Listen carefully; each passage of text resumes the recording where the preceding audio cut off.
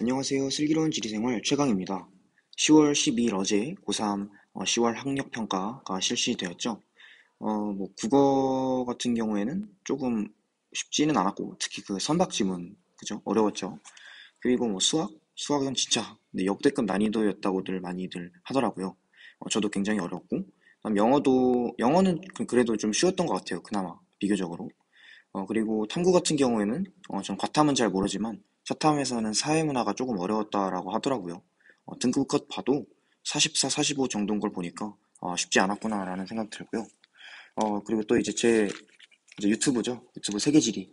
세계지리 같은 경우에는 제 생각에는 막 쉽지만은 쉽지는 않았던 것 같아요. 제가 맨날 막 쉽지 않다 이렇게 말씀드려서 그럼 뭐다 어렵네 이렇게 생각하실 수도 있는데 그게 아니라 어, 제가 봐도 쉬운 건 있고요. 물론 쉬운 문제도 있는데 어려운 문제도 꽤 괜찮은 문제들이 나왔기 때문에 말씀을 드리는 거예요.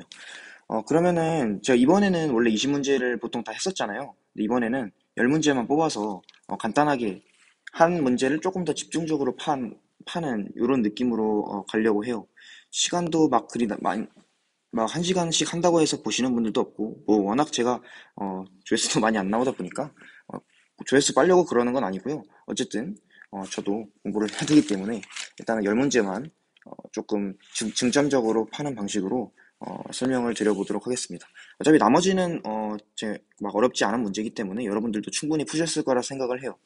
그러면은 1번부터 가보도록 하겠습니다.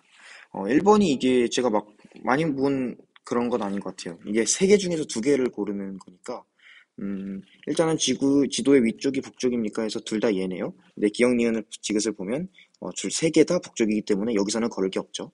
그리고 두 번째를 보시면은 두 번째 중화사상이 반영돼 있습니까? 라고 했는데 둘 다 아니오라고 표시돼 있어요. 근데 기억, 니은, 디귿 중에서 니은은 중화사상이 반영되어 있기 때문에 니은은 절대 답이 될 수가 없는 거고요.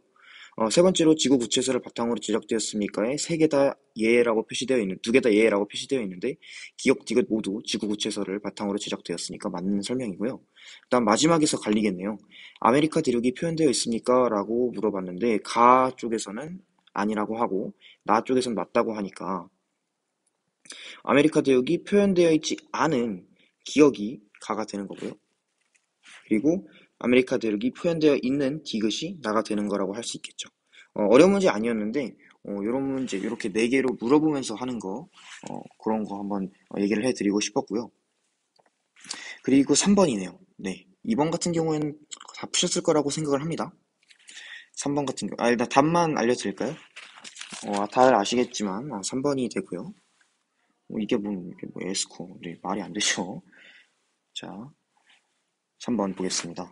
3번도 어렵지 않았는데 제가 뭐를 알려드리려고 했었냐면 제가 조금 전 영상에 세계지리를 선택해야 하는 진짜 이유 이 영상에서 세계지리에서는 상식이 많이 사용된다라고 말씀을 드렸고 또 상식을 좋아하는 사람들, 상식이 풍부한 사람들은 세계지리를 푸는데 굉장히 도움이 될 수 있다라고 말씀을 드렸었는데요. 여기서도 이제 등장을 하는 게 마닐라라는 도시가 등장을 하고 카트만드라는 도시가 등장을 하죠. 얘네들 몰라도 왜냐면 이제 수도의 경도, 경위도 문제는 굉장히 까다로운 문제에 속하기 때문에 이게 나오면 어우씨 이거 못 풀겠다 이거 지도 다 생각해야 되고 지구본 다 머릿속에 있어야 되고 뭐 이럴 거 아니야 라고 생각을 하시면서 세계지리에 대한 거부감을 이것 때문에 많이 갖는 친구들도 있더라고요. 물론 굉장히 어렵고 어, 지구본을 계속 보시면 수시로 보시면서 뭐 미국이 어느 정도의 위치에 있구나라는 것을 숙지를 해 두셔야 나중에 이런 위경도 나중에 좀 이따 보시겠지만 위경도 문제에서도 굉장히 그런 추론력을 발휘할 수 있거든요. 근데 이 3번 문제 같은 경우에는 마닐라랑 카트만두라는 그 가와 나 나라의 각각 수도를 알려줌으로써 이 위경도를 모르더라도 마닐라 당연히 필리핀. 왜냐하면 필리핀 수도가 마닐라니까. 카트만두. 이제 네팔 수도가 카트만두잖아요. 이렇게 막 글씨가 이상하죠? 네. 이렇게 돼서 그냥 마닐라 카트만두 이런 수도를 이용해서 상식을 이용해서 마닐라와 카트만두를 통해 필리핀과 네팔을 찾을 수 있는 뭐 그런 추리력 그런 이제 상식을 가지시면은 훨씬 세계지리를 푸는데 도 도움이 될 수 있다라는 말씀을 드리고 싶었습니다. 답은 쉬웠죠. 3번이었죠. 필리핀이 헬리스트교 신자의 비율이 네팔보다 훨씬 높죠. 네팔 같은 경우는 이제 힌두교 비중이 높고요. 왜냐하면 이제 인도 바로 위쪽에 있으니까. 네, 그렇습니다. 일단은 그럼 4번도 넘어갈게요. 4번은 물론 그래프가 나와서 하실 수 있는데 그냥 뭐 보시면은 대륙 상황과 동안 연교차를 이용해서 찾으면 되시고 남반구를 이용해서 7월 기온이 더 높다라는 것을 판단하시면은 답이 바로 2번으로 나오실 수 있고요. 다음으로 넘어갈게요. 이제 이게 경기도를 이용한 문제인데 경기도 이용한 문제치고는 이렇게 뭐라 해야 할까? 그렇게 막 엄청 어렵진 않았어요. 진짜 어려운 그런 경기도 문제 같은 경우에는 그냥 숫자만 주어지거든요. 숫자만 주어지고 거기에 뭐 예를 들면 지진 같은 경우 지진의 뭐 그 리히터 규모 이 정도만 나타내 주기 때문에 굉장히 어려운 문제가 될 수 있는데 이 문제 같은 경우는 경위도를 주어지고 그 대략적인 추상적으로 우리가 머릿속으로 생각을 할 수 있게 그 경위도 선을 그어 주셨어요. 여기 분들이. 그래서 상대적으로 그렇게 막 엄청 어렵다고 느끼진 않았고요. 저 같은 경우에는 여기를 약간 간단하게 세계지도를 조금 그려봤어요. 근데 여기서 주의할 점이 뭐냐면 여기가 영도죠. 그러니까 한마디로 무슨 얘기냐면 여기가 영국이란 거예요. 그러니까 원래 보통 우리가 세계 지도를 생각을 하면 우리나라랑 일본이 좀 가운데 있고 영국은 약간 오른쪽에 있고 미국이 왼쪽에 영국은 왼쪽에 있고 미국은 이렇게 오른쪽에 있고 이렇게 있잖아요. 근데 이거는 한번 조금 꼬은 것 같아요. 네. 영도가 딱 중앙에 있게 우리가 생각하는 그런 일방적인 세계 지도와는 약간 다른 방식으로 물론 이렇게 조금 옆으로 옮겨진 거지만 그것만으로는 이제 저희를 헷갈리게 할 수 있거든요. 그거를 조금 의도하신 것 같기도 하고요. 어쨌든 여기를 또 보시면은 여기가 이제 한 120도 서경 120도에서 한 40도 정도면은 이렇게 미국이 이제 있고 샌프란시스코 쪽에 그 샌안드레아스 단층 여기를 말씀하시는 것 같아요. 샌안드레아스 단층. 그리고 나 같은 경우에는 한 멕시코쯤 중미 정도? 네, 그 정도 아니면은 멕시코보다 조금 낮은 것 같네요. 왜냐하면 이제 적도가 이제 에콰도르 쪽에 적도가 있으니까 그거보다 약간 낮은 페루나 에콰도르 쪽 이 정도에서 지진 또는 이제 판의 경계가 형성되어 있는 그 나를 표현한 것 같고요. 다 같은 경우에는 한 90도 정도가 일방적으로 동경 90도 정도, 동경 90도 정도가 그 방글라데시가 동경 90도 정도거든요. 근데 거의 방글라데시와 비슷한데 방글라데시보다 약간 더 높은 위도죠. 그러니까 아마 네팔이나 히말라야 쪽의 그 대륙판끼리의 충돌을 여기서 나는 표현을 한 것 같고요. 라 같은 경우에는 40도 조금 넘고 140도 정도 되네요. 여기 있는 나라는 뭐 거의 없는데 일본밖에 없겠죠. 이 정도에 있는 나라는. 왜냐하면 저희가 132도 정도의 이제 독도가 있고 그보다 조금 더 오른쪽으로 가면 일본밖에 없으니까 일본에서 라가 발생했다라고 표현을 한 것 같습니다. 이런 식으로 제가 말씀드렸던 것 같이 완전 이렇게 막 일본에서 발생했다 이렇게 생각을 안 하셔도 그냥 여기 판태평양 조선대 쪽이구나라고 생각을 좀 하시면은 이렇게 막 엄청나게 막 그거에 거부감을 안 가지셔도 될 것 같아요. 그래서 이거의 답이 이제 3번이었는데 제가 말씀드렸듯이 히말라야 쪽에 대륙판과 대륙판이 충돌하는 곳이다라고 이제 설명을 방금 말씀을 드렸죠. 그리고 뭐 선지도 잠깐 보자면 가는 새로운 지각이 형성되어 분리되는 것이 아니라 어, 이렇게 보존형 경계가 그런 판이 나타나는 곳이죠. 보존형 경계는 화산은 잘 나타나지 않고 지진만 나타난다. 나 같은 경우 두 판이 서로 어긋나 미끄러지는 경계라고 했는데 여기는 이제 남아메리카, 좀 라틴 아메리카 쪽이니까 안데스 산맥이 발생을 했잖아요. 그래서 두 판이 서로 어긋나 미끄러지는 경계는 가라고 할 수 있겠고요. 라는 충돌하는 섭입형 경계라고 할 수 있습니다. 라는 판이 갈라지는 곳, 4번을 보시면 라는 판은 갈라지는 곳이 아니라 충돌해가지고 일본의 경우 이제 충돌해가지고 화산과 지진이 굉장히 많이 발생을 하죠. 다 라는 모두 불의 고리로 불리는 불의 고리는 이제 환태평양 조선대라고도 하잖아요. 네. 근데 이제 라 같은 경우 환태평양 조선대가 맞죠. 왜냐면 일본 쪽이니까. 근데 다 같은 경우에는 그 알프스 히말라야 조선대 쪽이니까 다 라는 맞지만 다는 틀려서 5번도 아니라고 볼 수 있습니다. 이런 문제 그래도 굉장히 어렵게 나온 축은 아니기 때문에 여러분들도 맞추셨을 거라고 생각을 합니다. 그 다음에 이제 기후 문제로 가겠습니다. 7번. 네, 이게 어렵다면 어렵고 쉽다면 쉬운데 여기서 바로 본격적으로 들어가서 일단은 A의 강수량, 그 시기의 각각 1월과 7월의 강수량을 모르기 때문에 어떻게 하지라고 생각을 하실 수 있는데, 일단은 먼저 기후를 잘 파악을 하셔야 돼요. 일단 여기 같은 경우 아삼지방이라고 해서 굉장히 비가 많이 오죠. 연 강수량이 뭐 5천, 뭐 6천 이렇게 된다고 보시면 될 것 같아요. 뭐 AM이나 AW, 저는 이렇게 두 개를 구분을 막 잘 안 하기 때문에, 물론 여기는 이제 AW가 확실하죠. 그리고 여기 같은 경우 CS, 여기 같은 경우 AF이기 때문에, 그리고 이제 이 동그라미 원 그래프를 쫙 보시는 겁니다. 그러면 이제 딱 보이시죠? 다. 다른 건 다 이렇게 막 절편에, Y절편, X절편에 걸쳐 있는데, 다만 그냥 중앙에 떡하니 놓여져 있어요. 이게 뭘까요? A 시기와 B 시기의 강수량이 비슷비슷하다. 즉, 연 강수량이 고르다. 이렇게 고르게 분포한다라는 뜻이기 때문에, 다는 여기가 다라고 할 수 있고요. 요 AF, 다라고 할 수 있겠고요. 그리고 이제 어떤 걸 보시는 거냐면, 음, 얘네들의 1월, 7월에 강수량이 어떤지를 보시는 겁니다. 1월과 7월의 강수량을 비교를 하시는 거예요. 그래서 예를 들어 이제 제가 써볼 테니까, 이렇게 7월과 1월, 얘도 7월과 1월, 얘도 7월과 1월 이렇게 놓으시고, 이 아삼지방 같은 경우에는 어디가 제일 많죠? 그죠? 7월보다는 1월이 더 적죠. 그러니까 7월이 더 많으니까 이렇게 표시를 해주시고, CS 같은 경우는 한 번 더 꽈야 되죠. 남반구라서 1월이 원래 많아야 되지만 CS이기 때문에 겨울 강수량이 오히려 많다. 그리고 AW의 경우 여름 강수량이 많기 때문에 남반구 여름인 1월이 더 많다라고 표시를 해주시면은, 다시 이제 표로 돌아가시면 되는 겁니다. 다시 이제 표를 보시면, 가의 경우 A 시기의 강수량이 거의 천이 되죠. 천이 넘어요. 그죠? 천이 넘고, 그리고 B 시기 강수량은 100도 안 됩니다. 굉장히 차이가 많이 나죠. 그리고 나 같은 경우에도 A 시기에 150 정도 오고, B 시기에는 거의 오지 않습니다. 그러나 나 같은 경우에는 B 시기에 350 정도가 오고, A 시기에 오히려 100mm도 안 됩니다. 즉, 가와 나는 같은 시기에 A 시기에, 즉 A 시기에 둘 다 많이 온다는 얘기고, 나만 B 시기에 많이 온다는 얘기입니다. 그리고 다시 이렇게 두 개를 비교해서 보시면, 그럼 A 시기가 몇 월이라는 걸 알 수 있죠? 7월이 더 강수량이 많은 게 두 개고, 1월이 더 많은 그 지역이 하나입니다. 즉, A가 7월이란 얘기죠. 왜냐하면 7월이 많은 게 요 가와 난데, 그리고 라가 1월이 더 많으니까 라 혼자 B 시기에 많다는 거죠.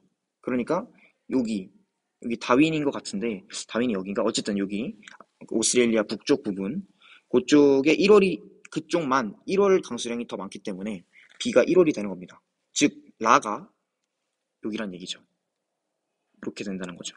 라만 혼자서 1월이 많은데 라 혼자서 B 시기에 강수량이 많으니까, 이런 식으로 많은 강수량이 달에 얼마나 많은지를 비교를 하셔서 A와 B를 찾아주시면 될 것 같고요. 설명이 어려우면은 댓글로 남겨주시면 제가 친절하게 부가 설명을 해드리겠습니다. 이렇게 찾으신다면 일단 라가 여기 밑에 거라는 거를 알 수 있고요. 가와 나중에 이제 구해야 되는데, 제가 아까 말씀드렸듯이 가 부분 같은 경우에는 굉장히 그 강수가 많이 오죠. 왜냐하면 지형성 강수 때문인데요. 여기에 이제 히말라야 산맥이 이렇게 위치를 하고 있잖아요. 그런데 이게 계절풍이 이렇게 불다 보니까 여기서 바람 바지 사면을 통해서 아삼 지방에 굉장히 많은 비가 내리고, 또한 그 바로 밑에 있는 방글라데시, 여기 이제 방글라데시거든요. 방글라데시 부분에 굉장히 홍수가 많은 이유이기도 합니다. 여기 아무래도 지대가 높기 때문에 그 굉장히 많이 온 그 연 5,000m가 넘는 강수량이 주르륵 흘려내리면서 방글라데시로 온다고 생각을 해보시면은, 방글라데시는 진짜 홍수 피해가 많겠구나라는 생각을 자연스럽게 하실 수 있게 될 겁니다. 그러면은, 네, 어떻게 이게 가라는 거를 아실 수 있으실까요? 네. 왜냐면 가가 나보다 훨씬 많으니까. 그리고 이제 나가 자동적으로 요게 될 수 있겠네요. 어, 찾는 게, 제 생각에는 가나다라 찾는 것보다 A, B 구하는 게 조금 까다로우실 수 있었을 것 같아요. 네. 그러면은 선지를 보시겠습니다. 선지 가는 다보다, 여기서 제가 진짜 웃긴 게 1번이 답이었잖아요. 그래서 1번을 체크하고, 이렇게 좀 까다로운 문제가 바로 1번이 나온다고 생각을 했습니다. 일단 1번이 제가 방금 말씀드렸듯이 지형과 바람 영향으로, 지형이 이제 히말라야 산맥 때문에, 그리고 바람이 계절풍 때문에 연 강수량이 많다고 말씀을 드렸고요. 그러니까 맞는 설명이죠. 나는 나보다 12월 2월에 원래 12월, 2월에는 남반구의 강수 집중률이 높아야 되지만 CS는 예외적으로 여름 강수량보다 겨울 강수량이 많기 때문에 지역 강수 집중률은 낮죠. 오히려 나는 7월에 강수 집중률이 높죠. 3번, 다는 가보다 기온의 연교차가 크다. 이제 다 같은 경우 AF는 모든 쾌편 기후구분 중에서 가장 연교차가 작은 기후에 속하죠. 4번, 라는 A 시기에 아열대 고압대 영향을 많이 받는다라고 했는데, A 시기는 이제 7월이죠. 7월은 남반구가 겨울입니다. 겨울에는 아열대 고압대 영향을 받는 게 아니죠. 왜냐하면 CS는 그 여름에 아열대 고압대 영향을 받아서 건조한 기후가 나타나기 때문에 그 1월이 강수량, 즉 여름에 강수량이 없는 거고요. 오히려 7월에는 강수량이 많기 때문에 아열대 고압대 영향을 받지 않습니다. 5번 라는 가보다 B 시기에 낮의 길이가 짧다. B 시기는 1월인데 남반구와 북반구를 비교하는 거네요. 남반구는 1월에 당연히 여름이고 북반구는 1월에 당연히 겨울인데 여름과 겨울의 낮의 길이가 짧다. 즉 어, 여름이 당연히 낮의 길이가 길기 때문에 라가 낮의 길이가 더 긴 거죠. 그렇죠? 여름의 낮의 길이가 겨울의 낮의 길이보다 훨씬 길잖아요. 네. 그러면 해결이 되셨나요? 이게 선지 하나하나가 굉장히 헷갈릴 수 있는 부분 요소들이 있기 때문에 이게 짧은지 긴지 영향을 많이 받는지 이게 7월에 받는지 1월에 받는지 이게 연교차가 큰지 작은지 이렇게 헷갈리실 수가 있기 때문에 천천히 보셔야 합니다. 제가 옛날에는 이 선지 파악은 진짜 밥이라고 말씀을 드린 적이 있었던 것 같은데 요즘 보면 그게 아닌 것 같아요. 점점 이게 선지 판단이 좀 헷갈려지고 있습니다. 그럼 다음으로 가시겠습니다. 8번은 제가 간단하게만 언급을 하고 갈 건데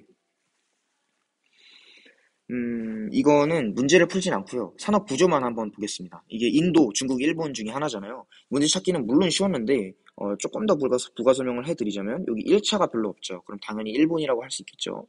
1차 일단 먼저 답을 좀 적어 놓을게요. 요게 일본이었고 요게 중국이었고 요게 인도였죠. 이제 일본 같은 경우 1차가 거의 없죠. 1차 거의 없고 1차 거의 없고 3차가 70% 이상을 차지하고 있죠. 네, 70% 이상. 아, 왜 이렇게 막 잘 안 나오지? 네. 70% 이상을 차지를 하고 있고, 또한 중국 같은 경우 굉장히 두드러진 특징이 뭐냐면, 2차 산업이 굉장히 많다는 겁니다. 2017년, 18년 정도 기준 약 39.8%를 기록을 하고 있고요. 지금 2019년이니까 내려가는지 올라가는지 여기서는 정확히 보이진 않습니다만, 40%에 육박을 할 정도로 굉장히 많은 2차 산업을 가지고 있는데요. 그러니까 중국의 같은 경우에는 이런 제조업들이 많이 발달을 하면서 한창 이제 개발을 할 때니까 1차도 물론 있지만 2차에 더욱 주목을 하셔서 중국 같은 경우엔 2차가 굉장히 많다라는 것에 주목을 하시면은 중국의 산업 구조의 경우에는 그게 크게 어려움이 없을 것 같습니다. 또한 이제 인도 같은 경우에 보면은 여기 인도에는 1차가 굉장히 많죠. 물론 인도에도 2차가 적진 않습니다만 1차가 굉장히 두드러진 특징을 보이죠. 2017년, 18년 기준 한 5% 정도 이상 특징을 나타내고 있고요. 여기는 2019년이기 때문에 중국과 마찬가지로 정확히 증가했는지 감소했는지는 모르겠습니다만 15% 정도로 굉장히 많은 부가가치를 가지고 있다라고 말씀을 드릴 수 있겠습니다.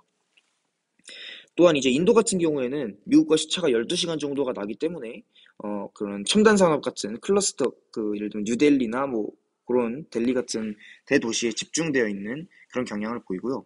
막 미국과의 시차 12시간 이러면 바로 인도를 찍으셔야 된다고 제가 친구들한테도 말했고 여러분들한테도 말씀을 드린 것 같습니다.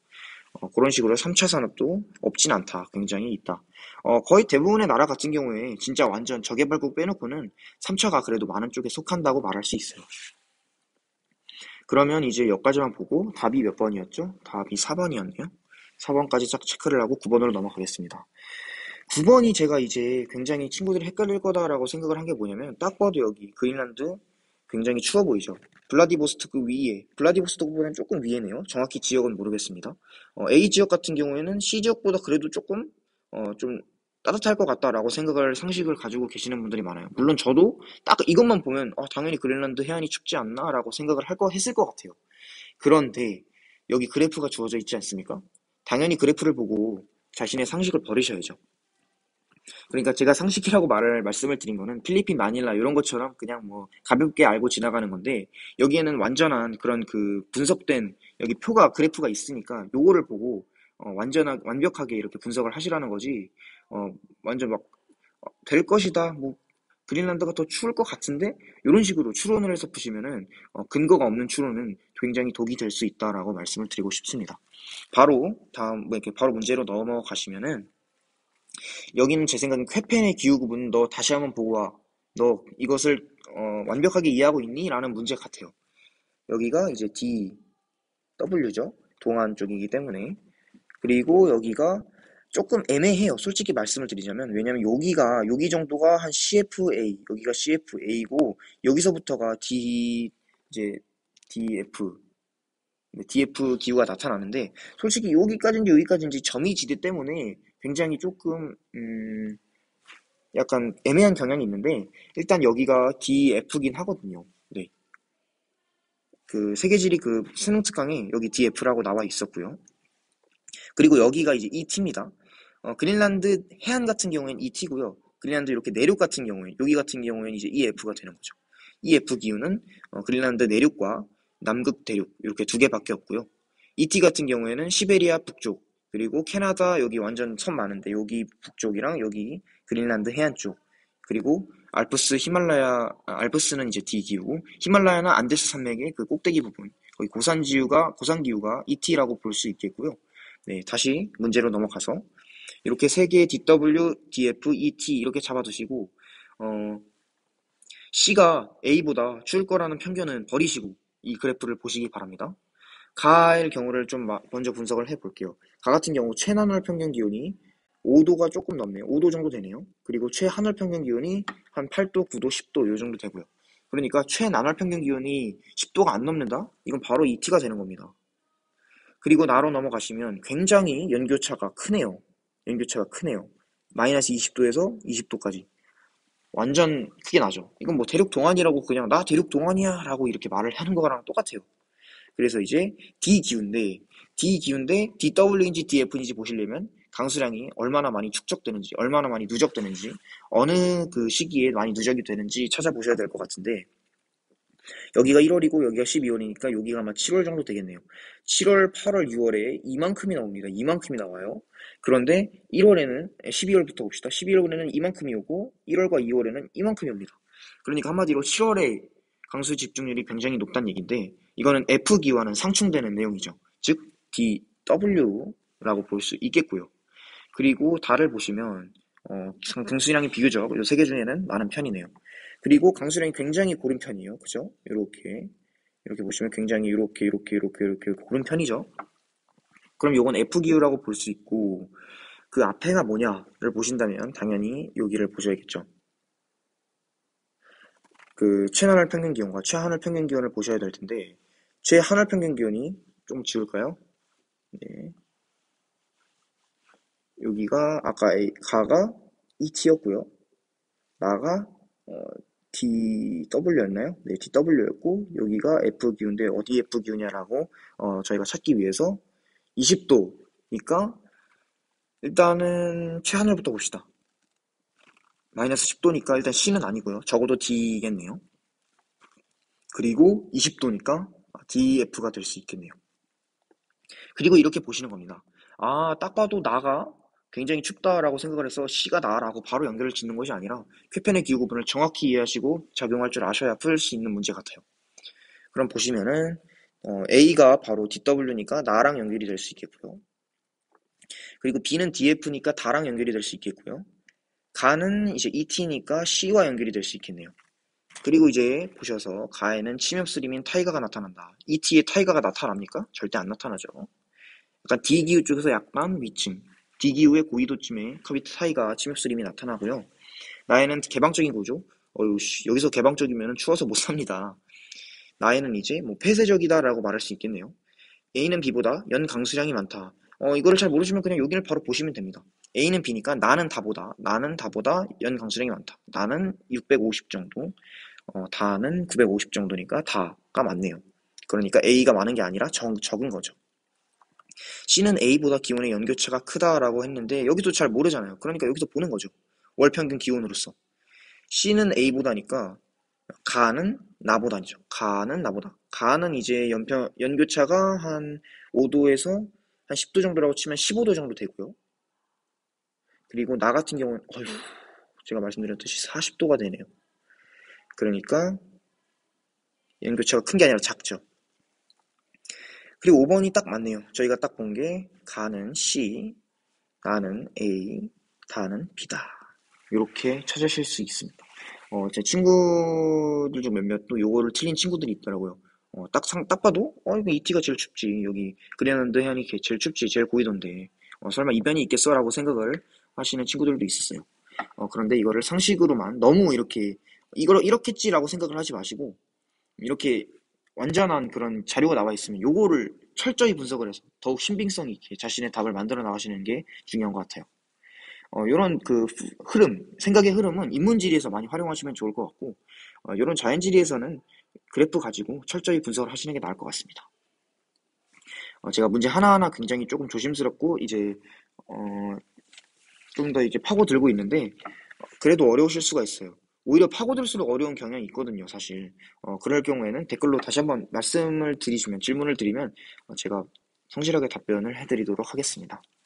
10번으로 가겠습니다. 10번도 막 엄청 어렵진 않았지만은 약간 이런 생각의 흐름을 조금 이해하시면 좋을 것 같아요. 자연지리에서는 좀 그런 충분한 이런 그 쾌변의 기후 부분 또는 이제 어느 기후 어느 지역이 어느 기후인지 이런 거를 충분히 외우시고 파악을 하신 다음에 문제를 푸셔야 되지만 그 인문지리 같은 경우에는 이런 그 좀 이런 흐름이 이런 생각의 흐름이 굉장히 또 가능하다고 방금 또 말씀을 드렸죠. 바로 가시면은 나, 다, 라에서 굉장히 B의 인구가 많네요. 가에서만 A 인구가 많고요. 또 여기를 보시면 여기 도시화율 50 넘고 도시화율 50 넘고 도시화율 50 넘고 얘는 잘 모르겠지만 도시화율 안 되는 것 같아. 그럼 얘가 가겠죠. 그리고 자동적으로 B가 도시 인구가 되겠고요. 그리고 A가 촌락 인구가 되겠네요. 이렇게 보시면 되고요. 그리고 이제 동그라미 크기를 보시는 겁니다. 총 인구 2억, 1억 5천만 이렇게 돼 보이는데 딱 봐도 다가 그냥 제일 커 보이죠? 뭐 이게 2억인 거를 몰라도 제일 크니까 이 브라질이 제일 큰 거를 알고 있잖아요, 저희가. 왜냐면 이제 독일과 터키와 비교했을 때 그러니까 이게 다라고 말할 수 있고요. 나와 라가 이제 0에서 14세 인구 비율로 이제 파악을 할 수 있는 건데 15에서 64세 인구 비율만 보면 그럼 이 정도면 그냥 거의 차이가 없어요. 그렇게. 그죠?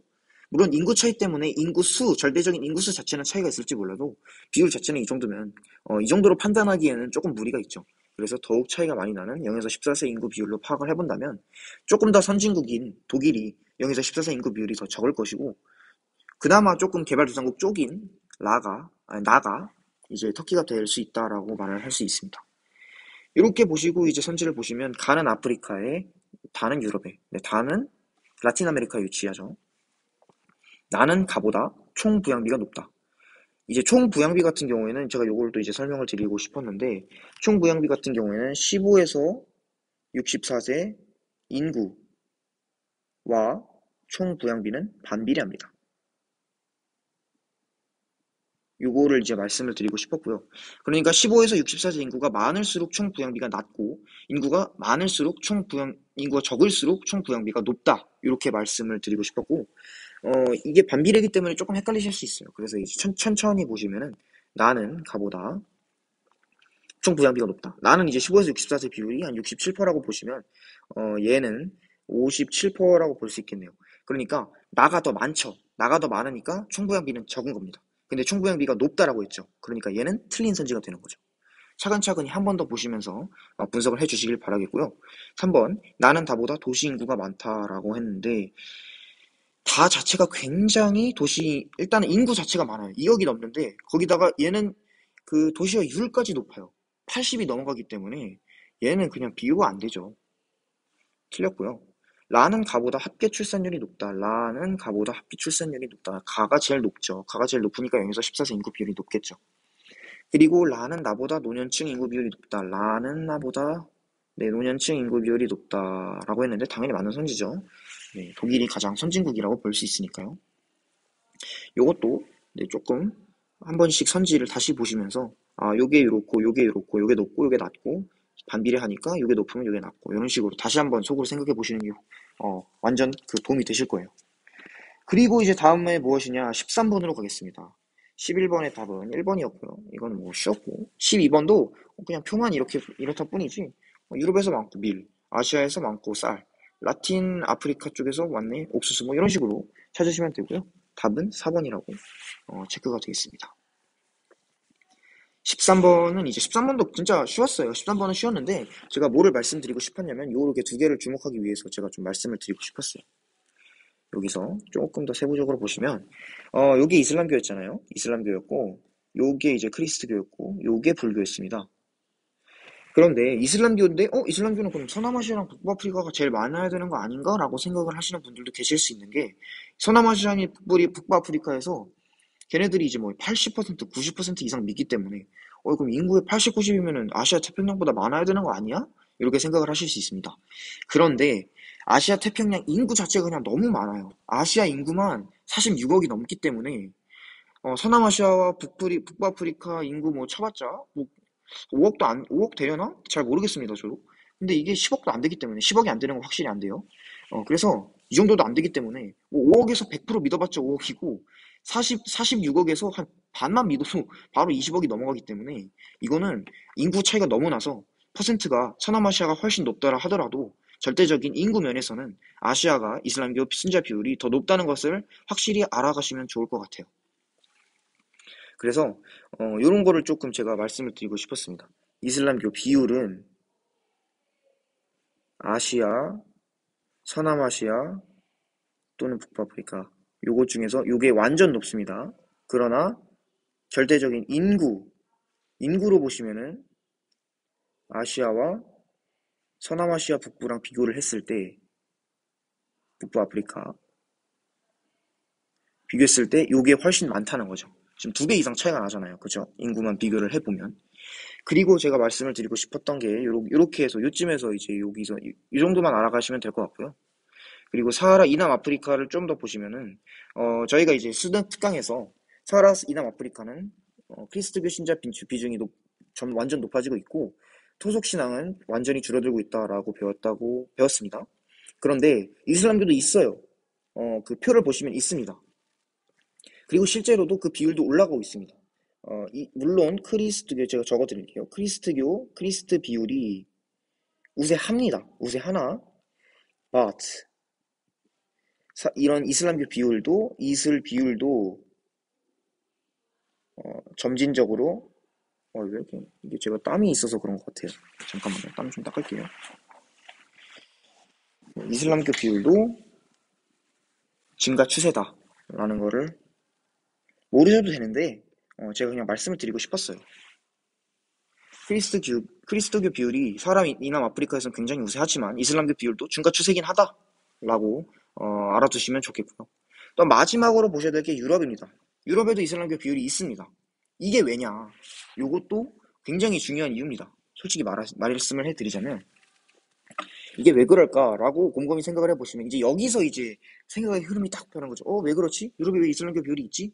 이 정도면 적은 겁니다. 물론 적은 거예요. 이걸로 판단하기에는 좀 그렇긴 해요. 하지만 이 정도 있는 것만으로도 여러분들이 막 이슬람교를 아실 수 있다면 그건 당연히 좋은 거죠. 그렇죠? 유럽이 이렇게 있는 이유는 유럽으로 이슬람교 신자가 유입이 됐습니다. 굉장히 많이 유입이 됐어요.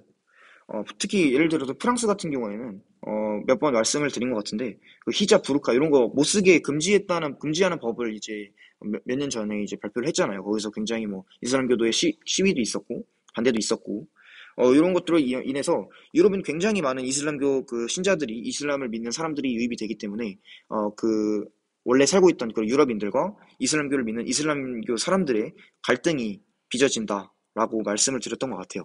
그래서 이렇게 있는 이유가 유럽으로 이슬람교 신자가 굉장히 많이 유입이 됐기 때문에 유럽에 이슬람교 신자가 있다라고 생각을 해주시면 좋을 것 같아요. 그리고 뭐 나머지는 뭐 그렇게 크게 그게 없죠. 불교 같은 경우는 뭐 당연히 여기는 아시아 태평양이 95% 이상인데 당연히 불교고 그리스도교는 이런 식으로 다양성이 많다 이렇게 말씀을 드리고 싶었고요. 답은 이제 1번이죠. 이슬람교는 성지순례를 종교적 의무로 한다. 네. 그리고 이제 제가 여기서 이쯤에서 한 번 더 강조를 하는데, 진짜 이게 너무너무 중요해요, 솔직히. 제가 지금 말씀을 드린 게 막, 아까도 말씀드렸듯이 뭐, 중국 2차 산업 비율이 39.8%다, 뭐, 인도 비율이 막, 인도 뭐, 뭐야, 그 비율이, 인도 순자가 막, 그렇다, 뭐, 이런 식으로 제가 말씀을 드리는데, 또 여기서도, 아시아 태평양에 이슬람교 1등, 2등 그, 믿는 국가가 있잖아요. 1등이, 이슬람교 1등이 이제 인도네시아. 2억이 넘어가고요. 그리고 2등이 인도입니다. 네, 1.7억 정도 돼요. 그러니까 둘 다 이슬람교 1등 국가가 1, 2등 국가가 다 아시아 태평양에 있어요. 그렇기 때문에 이제 절대적인 그 이슬람교 숫자가 아시아에 많은 건데 이런 것들을 뭐 2억 넘는다. 인도가 1.7억이다. 39.8%다. 뭐 유럽에 이만큼 있다.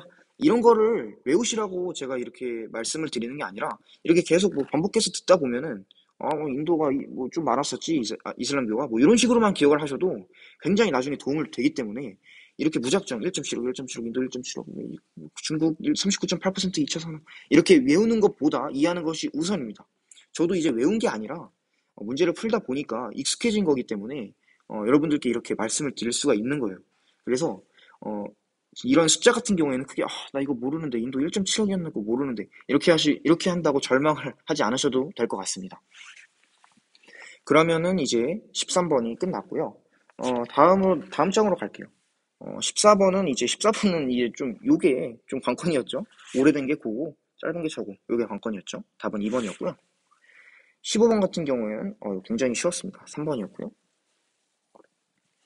그리고 이제 16번엔 인카 문명 바로 페루 3번. 네, 바로 3번. 그리고 이제 17번인데요. 요게 이제 제가 약간 헷갈렸습니다. 약간. 왜냐면 순이동률이 자연 증가율이랑 사회적 증가율이랑 합친 줄 알았어요. 근데 이게 여기 순이동률이 여기 나와 있더라고요. 친절하게. 다행히 그래서 문제를 풀 수 있었는데 보시죠. 영국과 사우디아라비아와 파키스탄 이렇게 세 개 국가가 나왔는데 자연 증가율부터 보시면 굉장히 자연 증가율이 1900년, 1970년대부터 굉장히 낮은 영국이 선진국이니까 가라고 볼 수 있겠고요. 그리고 나와 나중에서 고르셔야 하는데 사우디아라비아 같은 중동 국가 경우, 서남아시아 같은 경우, 뭐 아랍에미리트, 쿠웨이트 이런 나라 같은 경우에는 굉장히 남성 청장년층의 인구 유입이 굉장히 많습니다. 인도에서 굉장히 많이 오고요. 파키스탄에서 굉장히 많이 옵니다. 이런 청장년층 인구들이 뭘 하러 가냐? 일자리 찾으러 가는 거죠. 석유 캐고, 천연가스 시추하고, 뭐 이런 시추하고, 이런 일들 하기 위해서. 그래서 청장년층의 성비 굉장히 높죠.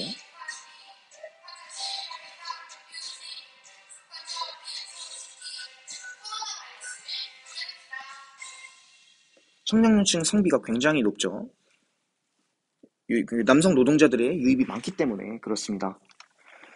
또한 이제 2010년에 오히려 가을을 다시 보시면 2010년에 갑자기 자연 증가율이 높아졌어요. 이거 보통 이제 낮아지는 게 정상인데 여기서도 이렇게 굉장히 낮아졌죠. 여기서 다도 낮아지고 낮아지는 게 정상인데 이게 올라가 버렸다?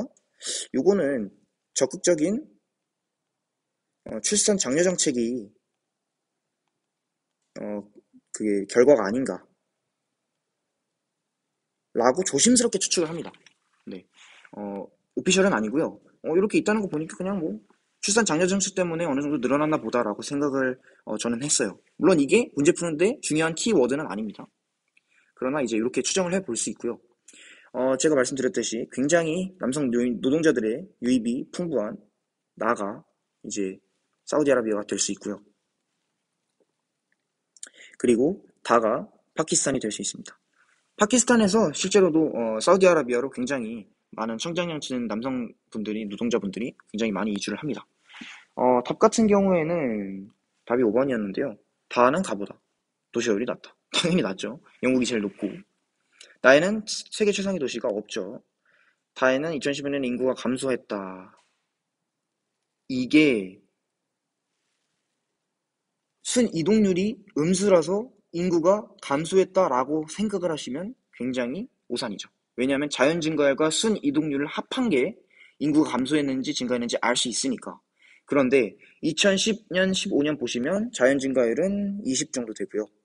순이동률은 마이너스 1.5, 마이너스 1 이렇게 칠게요. 당연히 높아집니다. 실제로도 파키스탄은 굉장히 빠르게 인구가 증가하고 있고요. 지금 제 기억으로는 2억이 거의 다 된 걸로 기억을 합니다. 파키스탄 경우도. 가는 나보다 15에서 60세 인구의 성비가 높다. 가는 나보다. 아유, 나가 굉장히 높죠. 나는 다보다 인구 밀도가 높다? 나는 다보다 인구 밀도가 높지 않죠.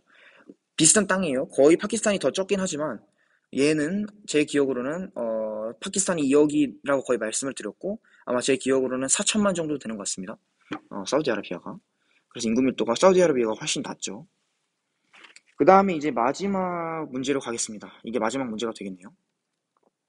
그래프의 A시 국가에 대한 설명으로 옳은 것은 요게 이제 사하라 이남 아프리카와 중남부 아메리카 요 부분에서 나온 문제인데 인종 문제로 하면 꽤 어렵거든요. 근데 요거는 쉽지 않았나 그래도 그 단원에 비하면 그 단원이 그래도 까다로운 단원이라고 저는 생각을 하거든요. 어쨌든 다시 가시면 미국, 멕시코, 캐나다 중에서 종주 도시화가 일어나는 나라 멕시코밖에 없죠. 종주 도시화가 1위 도시와 수위 도시와 2위 도시의 인구 차이가 2배 이상 나는 그런 현상을 뜻하죠. 그럼 멕시코가 A라고 바로 찾아볼 수 있겠고요. B와 C에서 그럼 뭐가 미국이고 뭐가 캐나다지? 라고 확신을 할 수 없습니다. 저 같은 경우도 여기서는 찾지 못했어요. 그럼 어디로 가셔야 되나? 당연히 옆으로 가셔야죠. 그런데 멕시코에서 C나라로 얼마가 이동을 하면 지금 만, 10만, 100만, 만, 10만, 100만, 그러니까 1000만 명이 그냥 바로 이동을 해버려요. 그러니까 이게 2020년에만 1000만 명이 이동을 해요. 이주를. 그냥 여행을 가는 것도 아니고 그냥 이주를. 그렇다는 얘기는 멕시코와 가까운 미국이란 얘기죠.